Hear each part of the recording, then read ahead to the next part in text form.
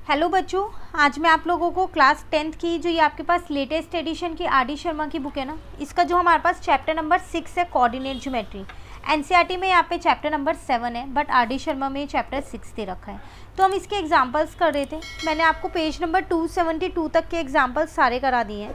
अब हमें करने हैं आज पेज नंबर 273 के एग्जाम्पल्स। ठीक है, तो एग्जाम्पल नंबर 17 है हमारे पास।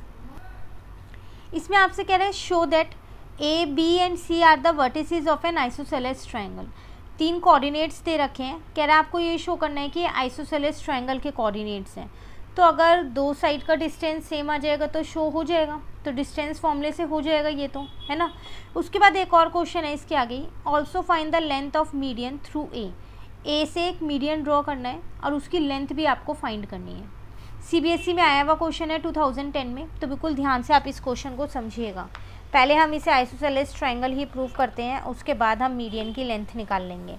तो देखो, मैं नॉर्मली एक ट्रायंगल बना के पहले कोऑर्डिनेट्स लिख देती हूँ ताकि सॉल्यूशन करने में कोई दिक्कत ना हो मुझे और बार बार क्वेश्चन को भी ना देखना पड़े। तो मेरे को ए के कोऑर्डिनेट्स 6 और 4 दे रखे थे, बी के कोऑर्डिनेट्स 5 और -2 दे रखे हैं, सी के 7 और -2 दे रखे हैं। ठीक है, अब यहाँ पर पहले मैं डिस्टेंस फॉर्मूला एक बार लिख देती हूँ। वो होता है मेरे पास x2 - x1 का होल स्क्वायर, प्लस में यहाँ पर होता है y2 - y1 का होल स्क्वायर। ठीक है, अब अगर हम अपने AB की बात करें यहाँ पर, तो AB मेरे पास हो जाएगा यहाँ पर 5 - 6 का होल स्क्वायर, प्लस में यहाँ हो जाएगा -2 - 4 का होल स्क्वायर। तो -1 का होल स्क्वायर प्लस -6 का होल स्क्वायर। ठीक है ना, तो ये आ जाएगा 1 प्लस का 36। इसका मतलब ये तो मेरा √37 आ गया ए बी। चलो अब ए सी फाइंड कर लेते हैं। x2 - x1 का होल स्क्वायर प्लस में y2 - y1 का होल स्क्वायर। तो 1 का स्क्वायर प्लस यहाँ पर आ जाएगा -6 का स्क्वायर, तो 1 प्लस का 36 हो गया।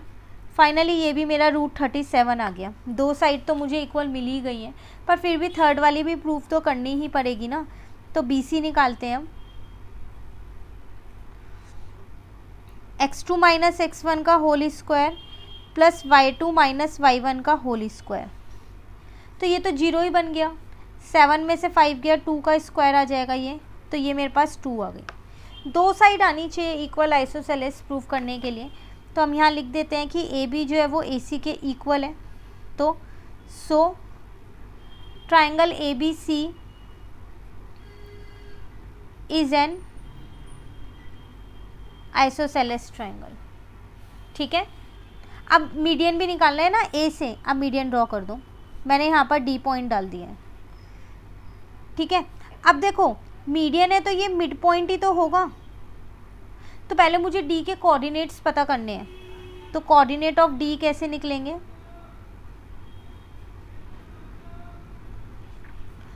तो 5 + 7/2 आ जाएगा और -2 प्लस का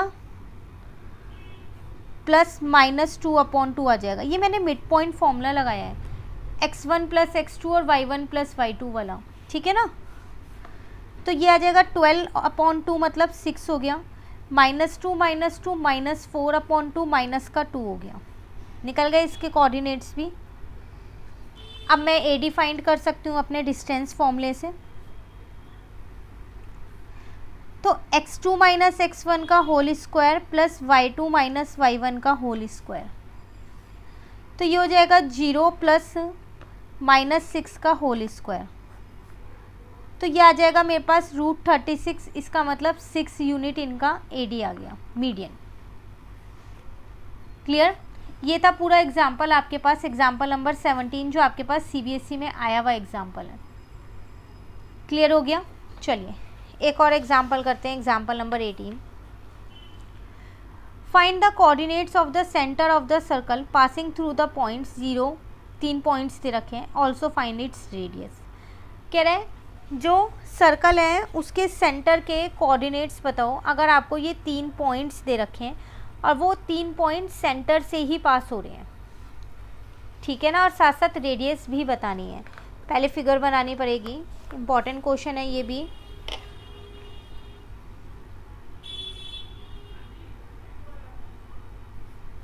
सेम पेज पे है। तो मैंने क्या किया, यहाँ पर एक पहले वो सर्कल ड्रॉ कर लिया, क्योंकि ये सर्कल की ही बात कर रहा था। ये मैंने इसका सेंटर मान लिया। यहाँ से 3 वो पास हो रहे हैं, कैसे भी कर सकते हो, ठीक है। कोऑर्डिनेट्स तीनों के दे रखे हैं। एक मुझे 0 0 दे रखा है, इसको a मान लेती हूँ। ये मुझे -2 एक 1 दे रखा है, इसको b मान लेती हूँ। ये -3 और 2 दे रखा है सॉरी, बीच वाला। अब ये मैंने o मान लिया है, तो इसे o ना मान के p मान लिया है। आप कुछ भी मान सकते हो, यही आपको फाइंड करना है। इसको x और y नाम दे दो। देखो, अगर आप ध्यान से देखो तो आपको पता चल रहा है ये तीनों रेडियस हैं, तो ये तो सारी इक्वल होंगी ना, क्योंकि एक सर्कल की तो सारी रेडियस इक्वल होती हैं।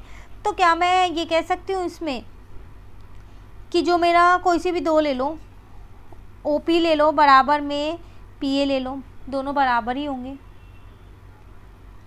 है ना। तो अब अगर मैं अपना डिस्टेंस फॉर्मूला लगाऊंगी, एक बार मैं डिस्टेंस फॉर्मूला यहाँ पर लिख रही हूँ, आपको भी हर क्वेश्चन में लिख के ही आना है।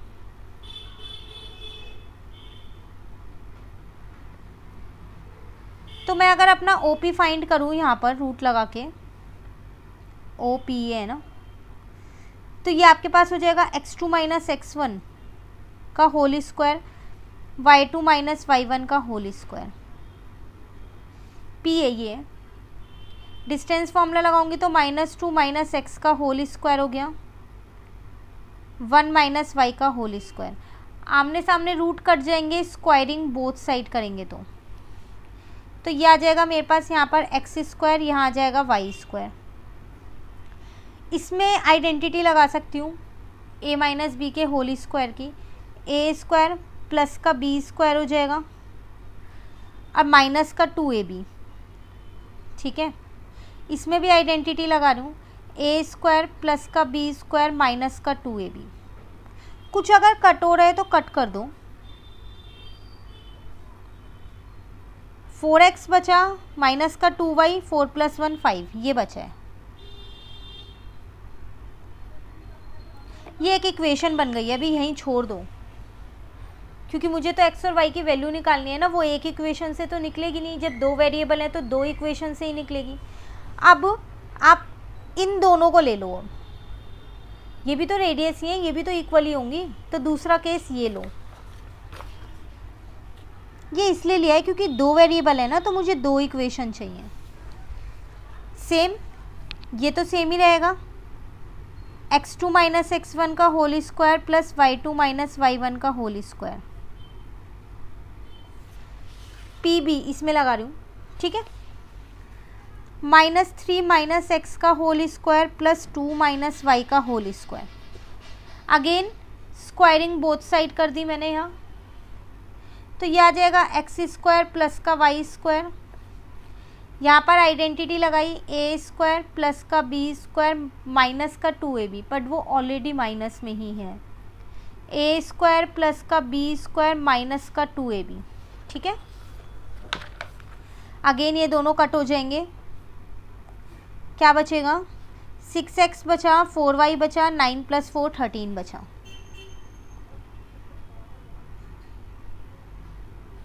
ये इक्वेशन 2 हो गई। अब इन दोनों इक्वेशंस को सॉल्व करना है, तो वेरिएबल कोई भी कोफिशिएंट सेम नहीं है, किसी एक को सेम करना पड़ेगा ना। तो देखो यहाँ पर पहले मैं अपनी इक्वेशन 1 दोबारा लिख रही हूँ एक बार। मैंने इस इक्वेशन में ना 2 से इंटू कर दिया ताकि y वाला कोफिशिएंट सेम हो जाए।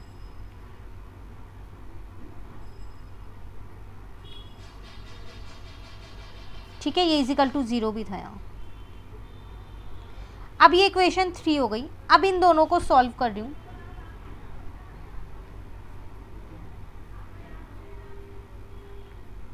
टू एंड 3,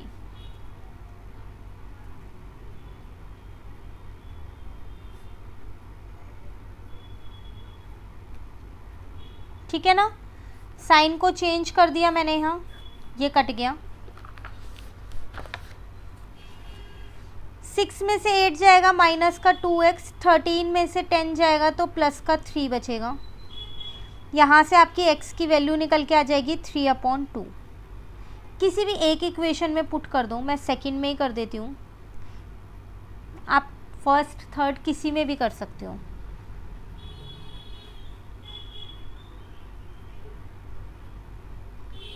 ये आपके पास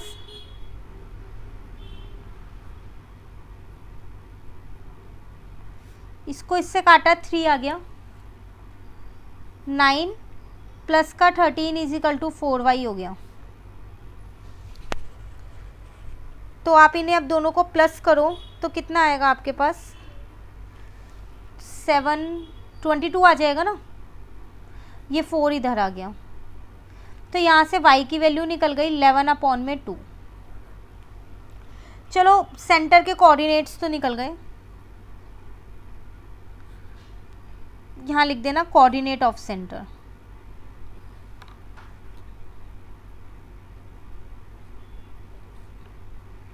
आपने pxy माना था ना, तो x आपका 3/2 आ गया और y आपका 11/2 आ गया।